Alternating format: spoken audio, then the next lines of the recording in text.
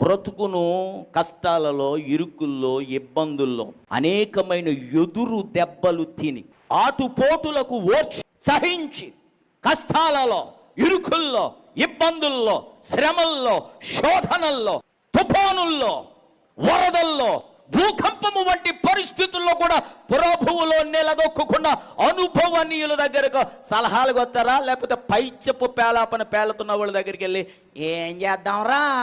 ఆత్మీయ అనుభవము లేని, ఆత్మీయ తండ్రిగా లేనివాడు కన్నీరు కాక్షి మనుషులను రక్షణలోనికి నడిపించి, ఆత్మలను సంపాదించి, సైతాను కాడి విరగగొట్టి దేవుని ప్రజలుగా తీర్చిదిద్దిన వాడు మీకు చెప్పాలి. కానీ 4 పెట్టగదలో, 4 సినిమా డైలాగులో, 4 సీరియల్లో వాకింగ్ చెప్పినాడు ఆహా ఓహో అని యూట్యూబ్లో వ్యూస్ పెంచుకోవడానికి ఉపయోగపడతాయేమో కానీ బతుకులు మారడానికి మాత్రం అవి ఉపయోగపడతాయి.